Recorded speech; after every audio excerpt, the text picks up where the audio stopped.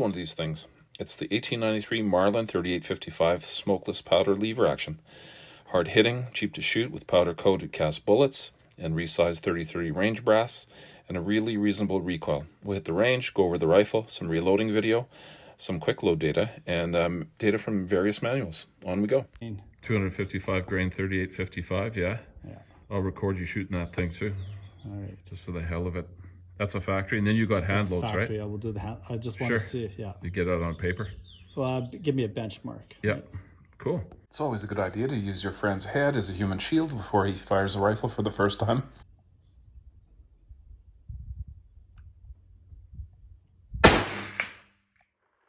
Back to some of our time at the range, but here's Mike's review of the rifle. Video of this gun. This thing is super cool. And that's what shoots those big beasts. 3855 model, what is it? 1893? It's an 1893 Marlin. And this one here is built Octagon barrel? Yeah, it was built in 1905. And this is a smokeless steel barrel.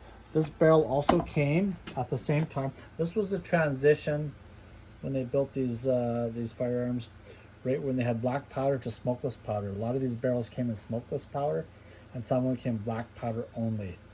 Which oddly enough, a lot of the pressures are quite similar in a lot of cases. But this was this one here is just an old, we fired it, we sandbagged it the first time we fired it, and the bore is just smooth as hell and nice and shiny, and it's a beautiful old rifle. Yeah, I tried 3 rounds there when I shot them. They went in the 8 ring through iron sights. So, and you could hear that thing. When I play the video back, you'll hear it smack.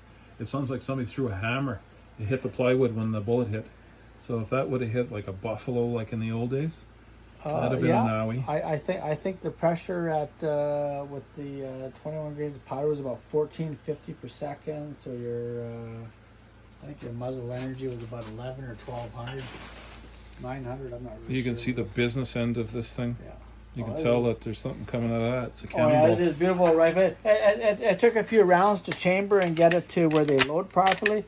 But this thing is just smooth as hell, and I mean, you can't look into it with the camera, but the bore is just like glass. Yeah, I was surprised the accuracy of it actually, because iron sights, you know. I guess there's only so many rounds when they make the commercial ammunition. They have to test it in something. And they might have did it with this thing because it's amazing. Here you go. That's the bullet for this round. Yeah. For this firearm. A little cannonball. It was fun to shoot, and it wasn't a shoulder thumper like we thought it would be. So yeah. That'll have no problem dropping a deer. Oh yeah. And our first test batch, we got just about a 4-inch group at 100 yards just for the test round. Yeah, with iron sights. Yeah, and we're just basically the only thing we really had to adjust with our test loads was the elevation, because the more powder, the higher it went. I'm gonna find a sucker to see if I can find somebody who doesn't really know what they're selling, and see if I can get a deal. I want one of these actually. Yeah, it's pretty cool. I mean, especially if you can resize old 30-06 brass. So there's some. And you're doing your own 30 brass, yeah, and you're doing your own bullets. I mean, when you start looking at it, we got, there's a little bit of a crack there. There's some pitting on the outside. As long as the bore's good and the bore is just like glass. I wish we could see it. Yeah, no meathead tried to overload the thing. Nobody tried pounding through a door with the stock. So I mean, it's got a few marks on it and stuff like that. But the only crack on the wood is just a slight crack right here. And a lot of times we're missing the front sight, and I was told that that's the original front sight. There's a little bit of rust on here, but there's no rust on the outside of the fire, or on the inside of the firearm. Yeah, this was strapped to a horse in the old days. Yeah, just a beautiful old cowboy gun. 255 grain 3855, yeah? Yeah. I'll record you shooting that thing too. All right. Just for the hell of it. That's a factory, and then you got hand loads, right? Yeah, we'll do the hand. I just want to see it, yeah. You get it on paper? Well, give me a benchmark. Yeah, cool. Okay, so I'm shooting at that one lonely target out there. All right, wasn't so bad. There, eh? How are you finding the recoil? Not bad at all. It's not bad? Not bad at all. Well, that's 3855 with a huge bullet, right? What do you say, 255 grain? Yeah, but it's only Oh, the feet per second isn't crazy because it's an older rifle. It's like 1,500 feet. Oh, okay, that's why, yeah.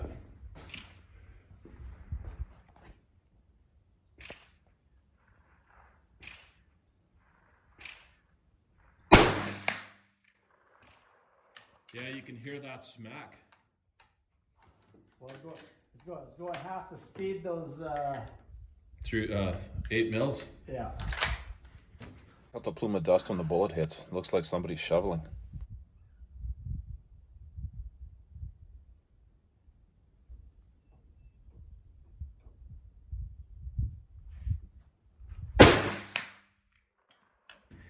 .38-55.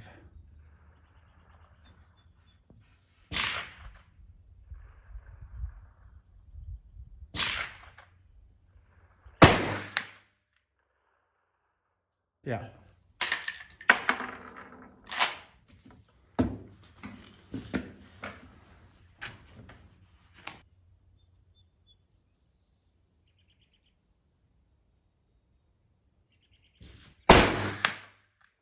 Mike's load data for some old manual. IMR 4227, 19 grains on the low end, 1,335 feet per second to a max of 21, 1,543 feet per second. But as you can see, the manual here, the barrel length that they're trying to adjust for is 26 inches.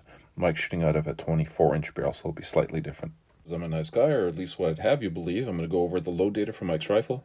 Never trust anyone and always verify your own data. Safety first, you know. So here we go. 19 grains. Using basically the same bullet, 1,395 feet per second, and we're well within the tolerances of what the rifle can handle. On to 20 grains, 1,460 feet per second. Pressure's starting to go up, but not so bad. 1,492 feet per second here at 20.5 grains. And finally, at the other end of the range, 1,523 feet per second. Never exceed 26. Oh, okay. Right? Oh, 21 to 26 is what they're showing with a cast. Maybe that's what it was, it's right? It's a 250 grain cast, yeah. Yeah. With a lead bullet. Because maybe the jacketed one is why there was a full 30 grains or something. So they are, what is the feet per second? 1197 to a high of 1,600. That's not bad. 16 is pretty good. So maximum COP is 30,000. Yeah. PSI is 35,000. Oh, okay. So we're still at 1,600. Yeah. And on the other book, this is the one that I had copied, we're at 1543 if I go to 21. So right now I've only done 20 and 20.5. Yeah. But I'm going to go to 21. So we're pretty close. Yeah. But again, you know, like I say, this is 20 grains spot. But look at unique, 7 grains of powder to 9, but we're only getting 1228. So it's like, you know, even though it's cheaper, they don't list this on here. They list more of the newer powders on this book. Not bad. That's the latest manual, eh? That's the latest manual. Okay. Yeah. And nice. What was the okay, so here was the discrepancy, and let me find the one that you sent me. Do you remember that one you sent me? Oh God, it was pulled out of a book from 2007 or something. Oh yeah. It was, and I never found any fault with it. I just I'm just finding discrepancy. Just wondering what your guys' take on this is. If you take an older reloading manual, it'll say, I don't know, pick a powder. You're good from 30 grains to 35 grains. Take a newer manual, it goes, 21 to 26 grains. So I'm just wondering if this is lawyers getting involved for liability reasons, or if the formulations of the powders have changed. So here's, H4895, 255 grain bullets, so it's not really different. Starting 30, maximum 35, and 1729. Oh, okay. So this one's saying maximum 1600. Yeah. So I'm curious if I can get 1729. I don't know. That's I'd like to do that load in there and compare this 4895 with this 4H95. Yeah, I wonder if it's a jacketed bullet versus cast. No, it was cast as well. Just cast. Yeah, it's just different manuals, different ages, more current. One saying it's only good to 20 H495 to 26, and this one starts at 30. Yeah, it's probably trying to... So tell me that's not a difference, right? Yeah, oh yeah, it's a massive difference. Okay, so if you can run that one through... Oh, I'll run it through quick load and I'll tell you. We'll see what the discrepancy is. You got it. Like and subscribe if you can. This is time consuming. I'm trying to keep people from getting blowed up. At least you know this data came out of a book. So now if you go to the newest manual, 21 grains at 1,065 feet per second, very low pressures, to their high end of 26, and very low pressures, 1,329 feet per second. And then you go to this old manual, it says start at 30. 1,552 feet per second, 16,000 psi, and you get to their high end 35 grains here at 1,840 feet per second, and you can see the pressures are climbing and starting to warn you. All right, so this is a 3855, and I bought these ones. I'm going to make the next batch by fire forming a 30-30. This is basically a 30-30 case with no neck. Yes, that's what this is. So I'm going to charge it some 30-30 cases. I'm going to plug it and blast it in the firearm. Oh yeah. And take the neck fire out. size it, Yeah, and it's called fire form. Okay. So this die here is a flare. Yeah. And a filler. So it flares out the end so we get the bullet in. And all these ones here these are 255 grain. They look like they're perfectly smooth, except for this one, of course. I don't know why that one got in there. But these are all powder coated with clear coat. Okay.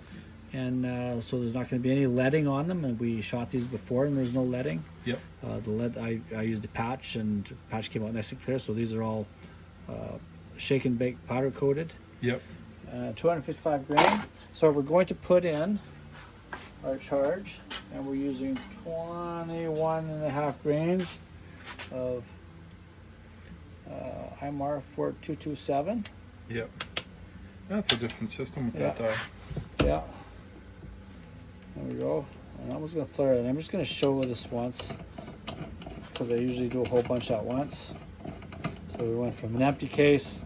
We flared the end with that die. It's actually flared. I don't know if you can really see that. If you can really I can see it. I can catch a little bit of it. I don't know. It opens it just enough to get the bullet in. Yeah, without slicing off a piece of your bullet. Yeah. Right?